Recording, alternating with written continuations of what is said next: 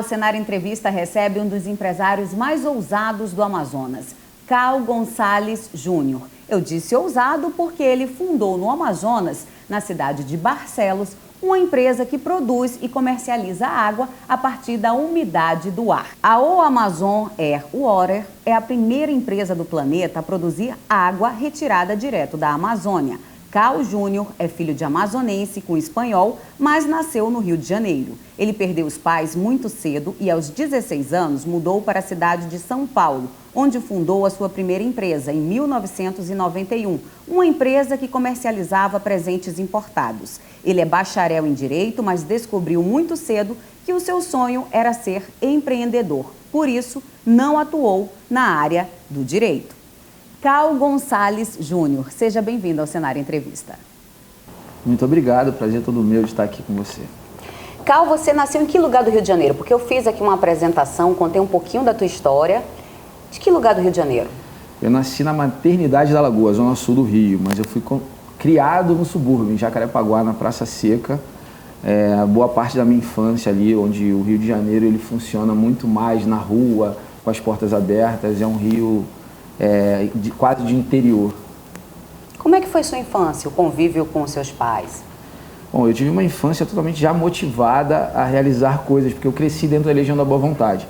E lá na Legião da Boa Vontade você tem o Soldadinho de Deus, a Mocidade Legionária, o Jovem Legionário, que são etapas que você vai cumprindo. E eu passei por tudo isso. Então a minha infância foi dentro de uma autoridade, que a gente chama de autoridade espiritual, onde você aprende não só as diretrizes da Bíblia e de todo um estudo bíblico, mas também como contribuir com o próximo, porque tem as creches da LBV. Então eu muito jovem, diferente de outras crianças da minha idade, eu vivia na LBV, não só percebendo como que poderíamos contribuir, mas também atuando. Então eu fazia a captação de recursos para as creches da LBV, isso muito jovem. Então a minha infância teve essa característica um pouco diferente da infância de outras crianças. Mas eu vivia ali na rua Barão, em Jacarepaguá, Praça Seca, muito legal. Jogava bola, subia o morro junto com a minha mãe, que fazia um trabalho social nas comunidades ali em torno da nossa casa. Então eu tive essa percepção de infância, é o que eu me recordo muito. Então foi através da tua mãe que você entrou na LBV, né? Começou a atuar. Eu nasci dentro da LBV. Minha mãe já fazia parte da Legião da Boa Vontade. Meu pai, né, minha mãe era amiga pessoal do fundador Alziro Zaru, que é meu padrinho de batismo. Meu pai amigo dele também, de longas datas. Minha família, né, muito próxima da direção da Legião da Boa Vontade. Então eu nasci praticamente, até interessante porque tinha um congresso, que é chamado Congresso da Boa Vontade. Minha mãe grávida de 9 meses, amazonense, daquela que aguenta até o último minuto.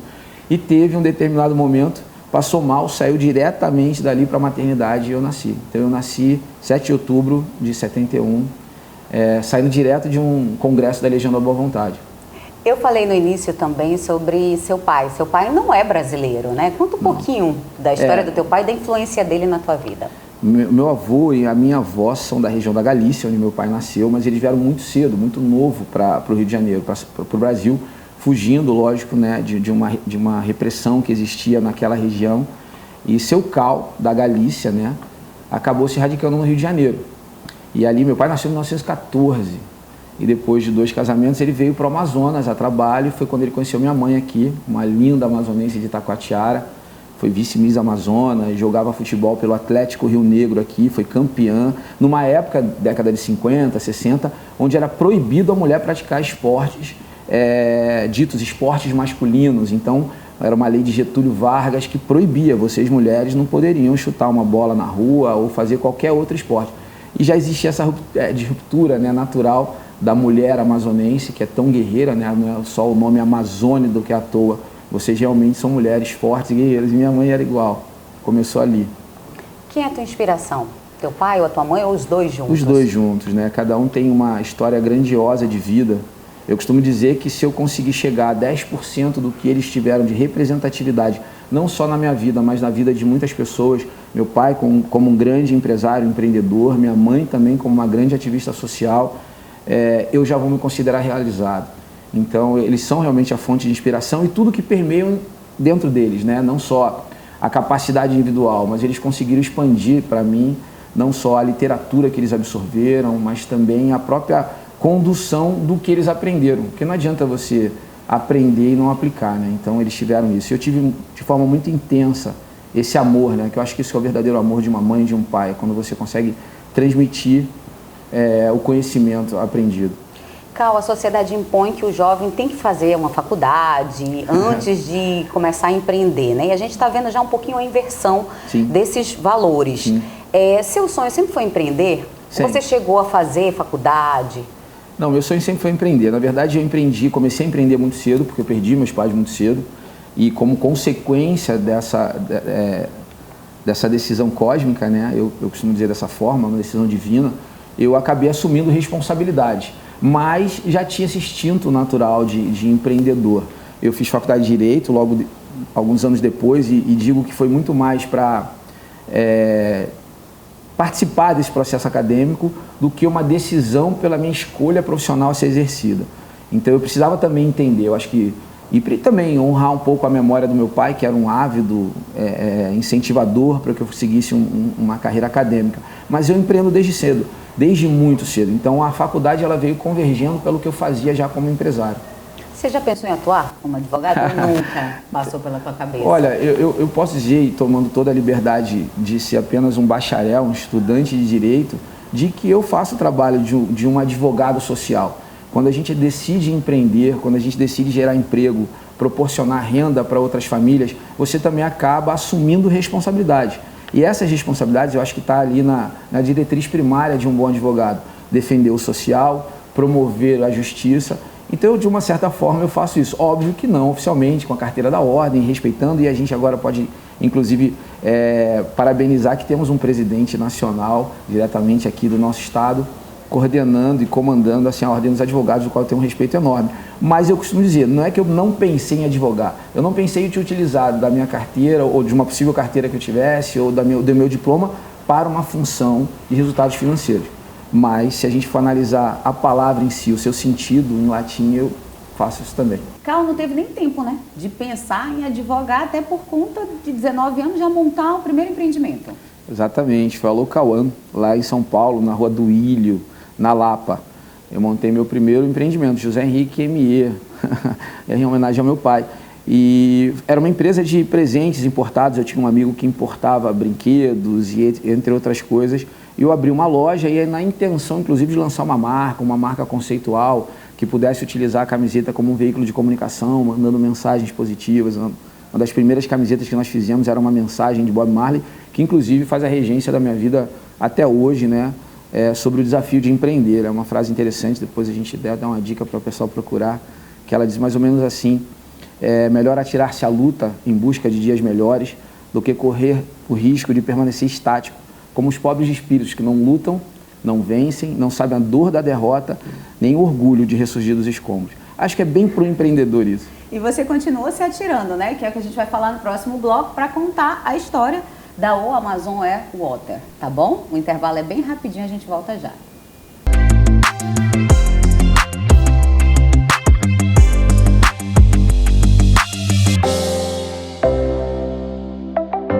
Estamos de volta aqui com um bate-papo muito interessante, contando um pouquinho da história e da trajetória do Cal Gonçalves Júnior, que é o fundador da O Amazon Air Water, uma empresa que fica sediada aqui em Barcelos e que produz e comercializa água a partir da umidade do ar. Eu queria saber como é que surgiu essa ideia, Cal. Bom, essa resposta ela está valendo hoje 450 milhões de euros. Não, brincadeira, eu vou dizer. Porque todo mundo faz essa mesma pergunta e ela tem que ser contextualizada porque é a busca, eu entendo a pergunta, como a busca de como você ter uma boa ideia. Porque eu acho que associo imediatamente, quando a pessoa me pergunta essa ideia, a surpresa de existir uma água feita a partir da umidade do ar e que conseguiu se posicionar num mercado tão específico, que é o mercado de águas finas. A ideia, na verdade, eu poderia dizer que ela veio de um eureka, né? Uma palavra que os cientistas usam quando eles têm um insight. Mas não foi. Ela vem desde o modelo de negócio que eu desenvolvi para a minha vida, que foi entender o que poderia ser feito em prol da humanidade e, com isso, empreender nessa direção. Então, depois que eu fundei o projeto Reação Natural, eu comecei a mapear segmentos de mercado, resíduos sólidos, energia e água. E em um determinado momento, em 2010, eu tive acesso à tecnologia que produzia água a partir da umidade do ar, que é uma tecnologia chamada de AWG. E ali foi o nosso primeiro contato e foi a primeira iniciativa. Ali decidimos, vamos empreender com essa tecnologia.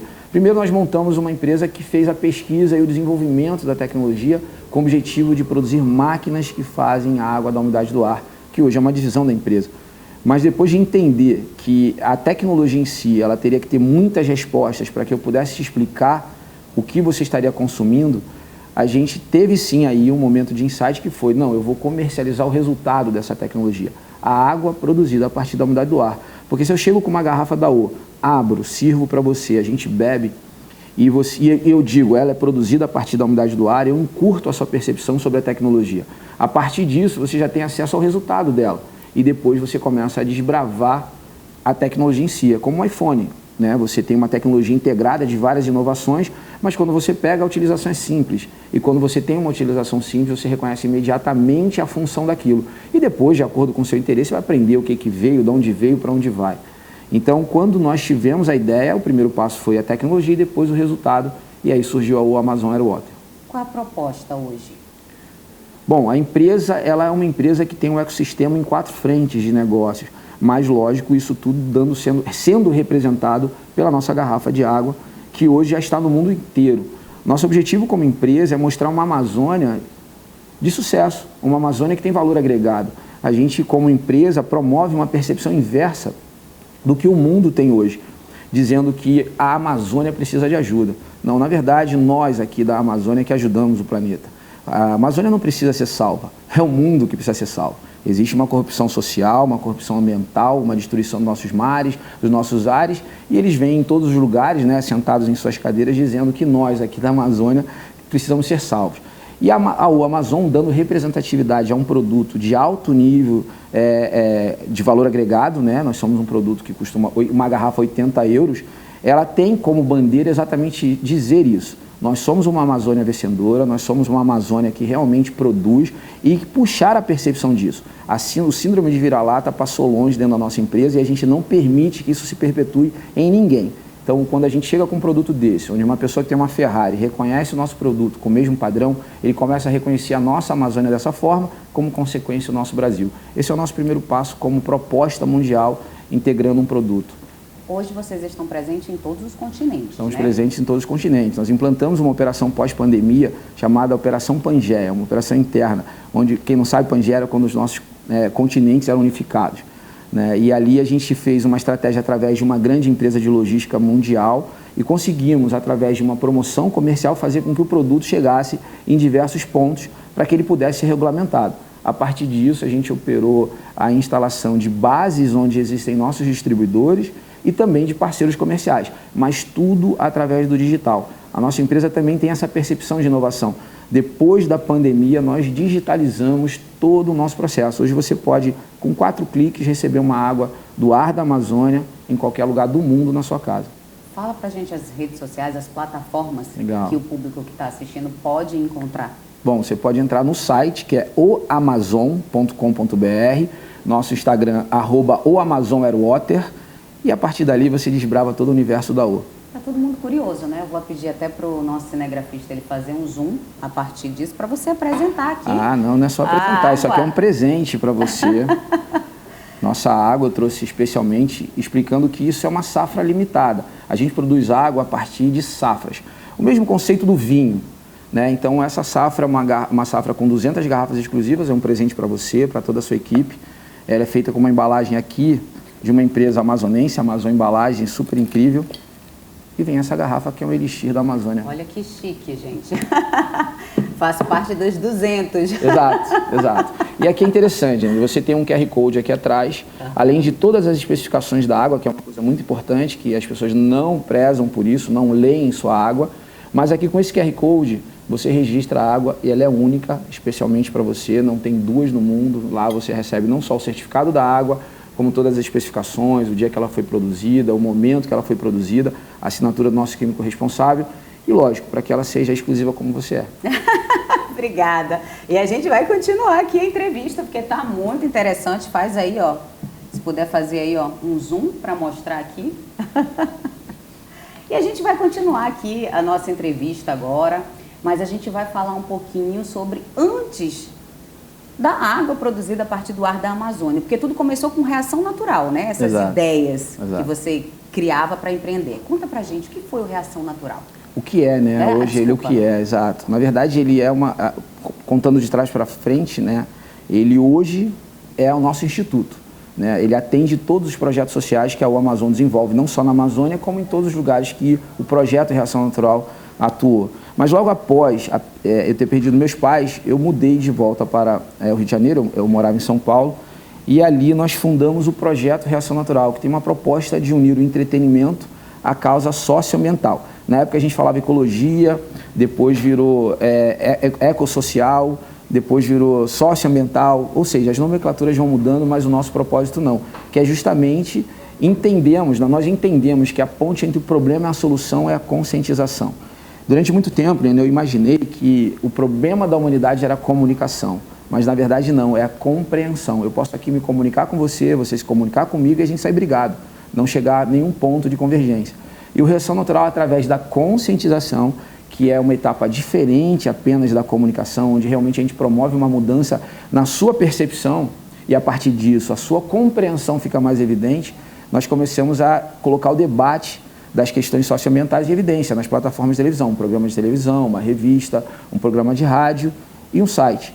Depois que isso se transformou num projeto sólido, né, porque ficamos muito tempo em algumas emissoras bem conhecidas do nosso país, ele virou uma agência e a partir dessa agência que nós tivemos já acesso à tecnologia e surgiu a Amazon depois de um ponto de conforto que eu resolvi sair dele. Agora, para a gente encerrar esse bloco, eu queria entender por que Barcelos? Outra pergunta muito interessante. Bem, Barcelos é uma cidade incrível, né? Nós estamos falando aí de um município onde você tem o maior arquipélago fluvial do planeta, descoberto pela NASA. Nós temos o segundo maior município em extensão territorial e estamos falando de extensão territorial de Amazônia, então ele tem uma área enorme. Nós estamos falando da Cachoeira do Eldorado, que é da Serra do Aracá, lendas como a lenda de Acacor, ou seja, nem no Brasil, muitos às vezes aqui na Amazônia não sabem o quanto Barcelos é interessante com tudo isso. Terra da pesca esportiva, do peixe ornamental. Essa matemática de requisitos e também um ponto estratégico, porque Barcelos está no coração da Amazônia, são 600 quilômetros em linha reta, fez com que a gente tomasse a decisão de implantar a empresa lá, dando mais valor agregado ainda ao produto. Tá certo. A gente vai para um rápido intervalo e no próximo bloco a gente continua aqui em entrevista com o empresário Cal Gonçalves Júnior.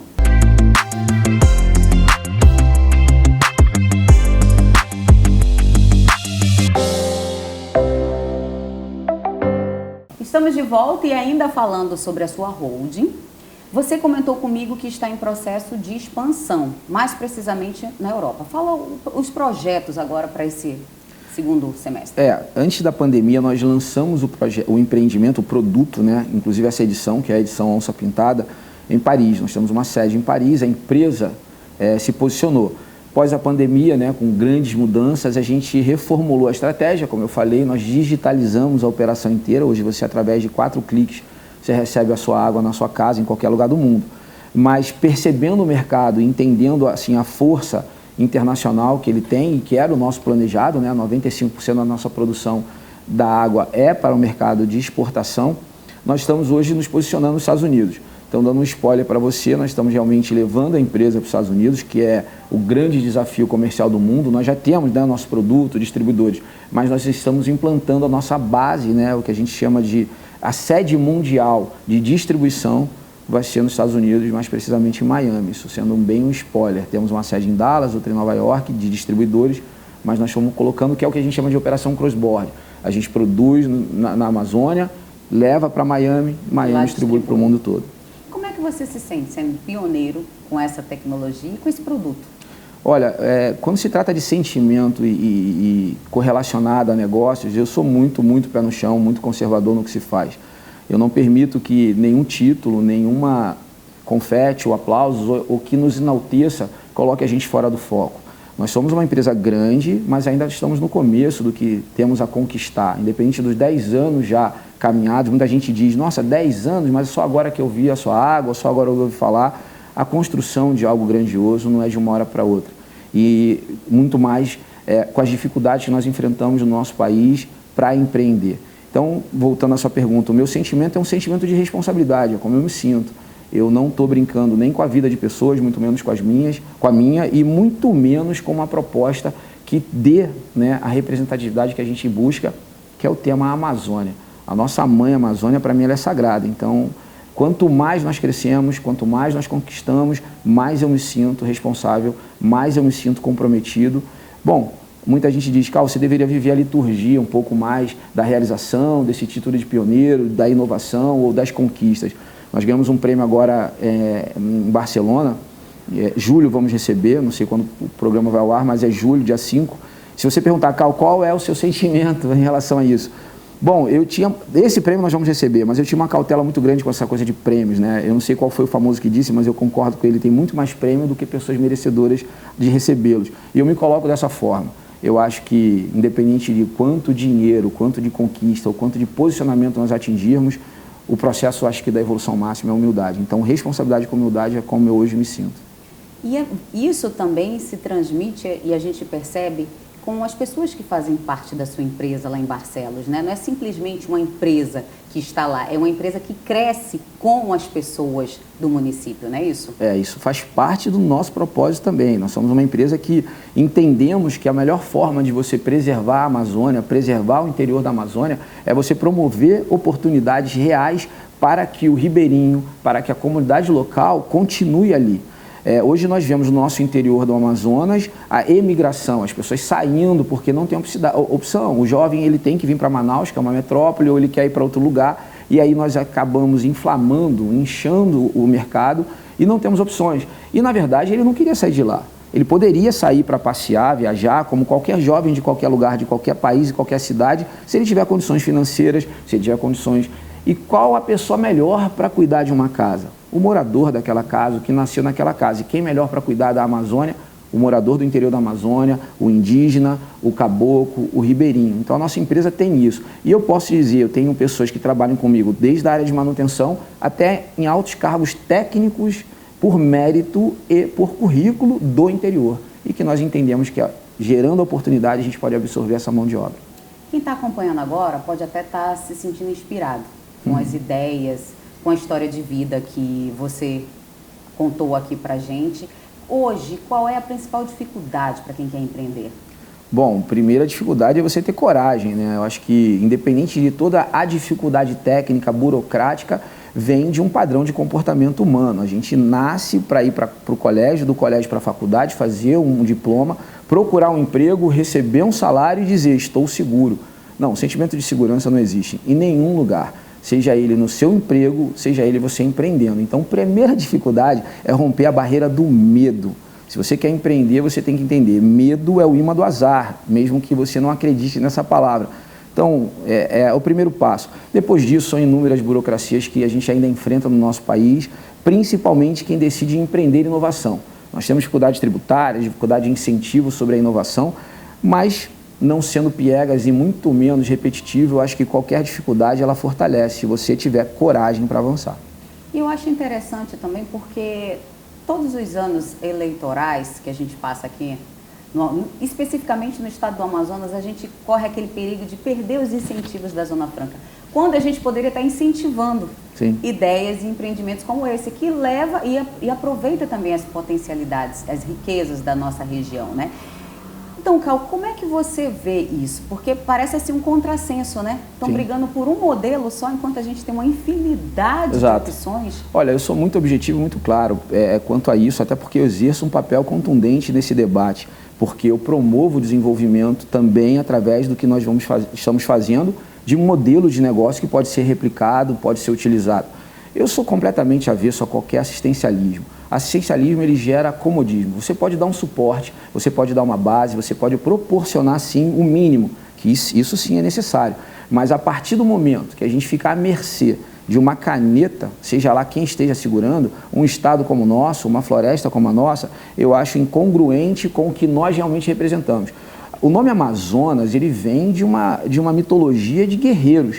Né? Foi a representatividade dada para essa floresta dos antigos quando passaram aqui e viram índias guerreiras saindo pelas beiras dos rios. E hoje a gente precisa depender de uma caneta, precisa depender de decisões de uma pessoa ou de pessoas ou de quem esteja à frente desse poder sobre o que isso acontece. não estou criticando a ausência ou enaltecendo a presença dos incentivos. Eu estou dizendo que não é ponto de referência. Estamos perdendo muito tempo debatendo sobre isso e utilizando desse tempo perdido, desperdiçado do que pode ser produzido. Então, eu sou a favor da produção, do incentivo, sim, a que você coloque a competição em evidência, que as pessoas possam entender modelos de negócio, porque se a nossa empresa pode chegar a uma empresa bilionária da Amazônia, eu não vejo diferença nenhuma da nossa para qualquer outro empresário que tenha vontade e coragem de empreender na Amazônia. Cal, um dos objetivos do programa é a gente conhecer um pouco mais do nosso convidado. E a gente sempre faz a mesma pergunta para todos, né? Sim. Qual é a sua opinião sobre o cenário político nacional? Olha, eu acredito que tudo pode melhorar sempre. Todo muito que a gente colocar em evidência sobre o que pode melhorar, ainda assim é pouco. Eu, como empresário, eu tenho com clareza a percepção da dificuldade que nós temos em qualquer instância dos níveis de governo, municipal, estadual, federal, para que você possa desenvolver um trabalho muito sério, para que você possa crescer. Mas eu ainda acredito no Brasil. O Brasil é maior do que tudo isso. Eu acredito no povo brasileiro. Eu acredito na nossa capacidade de transformação, acredito de verdade num país vitorioso. Então não importa para mim especificamente como está o cenário, sim como nós podemos alterá-lo sempre para melhor. Podemos estar muito bem, temos que melhorar. Podemos estar ótimo, podemos melhorar. Então eu acredito que o Brasil nesse momento vive uma grande dificuldade, essa polaridade de intenções, mas eu ainda assim acredito no nosso país. E antes da gente encerrar, vamos para um rápido bate-bola? Vou falar uma palavra e você me diz o que vem à sua cabeça. Então, o que essa palavra representa para você? Vamos lá. Educação.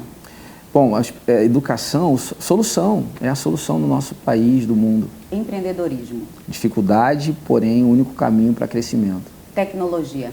É a solução para que essa dificuldade possa ser superada. O reação natural. Tudo para mim. Na verdade, ele é a essência do que eu acredito que o ser humano deve absorver, que é a consciência de que é possível você construir um mundo melhor. O Amazon. O Amazon é o futuro realizado no presente. Amazonas. O Amazonas é sagrado. Tem que ser tratado como sagrado. E aí eu dou uma dica. Para quem não conhece e diz que conhece, porque muita gente diz que conhece através das redes sociais, dos vídeos. Venha conhecer, aprenda a amar, que assim você vai respeitar. E aí sim você pode dizer que você vai cuidar da nossa Amazônia. Barcelos é meu berço. Barcelos eu fui acolhido. Foi onde eu escolhi e fui escolhido. Lá tudo começa e é para onde a gente leva tudo que depois que começou como resultado de volta. Família. Bom, família é alicerce, né? A base. Sonho. Você tem ainda um sonho? Tenho, muitos. Nossa, eu vivo por eles e para eles, né? São tantos sonhos realmente, mas o maior de todos eles é poder realmente fazer parte de um grupo seleto de pessoas que contribuíram de verdade com a transformação do mundo. Um medo? Nenhum. Futuro? É o presente. Você não pode pensar num futuro sem fazer do seu presente o que você quer para ele. Religião? Eu sou ecumênico. Acredito em Deus acima de tudo, nosso Senhor Jesus Cristo, e a partir disso, gnomos, fadas, elfos e o que for necessário para que a fé te leve para o caminho do amor. Quem é Cal Gonçalves Júnior? Aí isso eu vou deixar para você responder, para quem está assistindo e quem quiser googar um pouco mais, porque talvez nem eu me conheça tão bem. Cal Júnior, muito obrigada pela sua participação. Foi uma entrevista maravilhosa. Que história fantástica. Obrigado. E que inspiração, né, para o nosso público. Eu que agradeço toda a equipe, o pessoal aí que trabalha. Quem estiver assistindo depois, por favor, também entre lá no Instagram, clica, dá uma fortalecida, porque a mensagem está sendo transmitida. Quanto mais pessoas puderem divulgar, promover, melhor. Tá certo. Muito obrigada mais uma vez. E nós voltamos na próxima semana com mais um Cenário Entrevista. Até lá!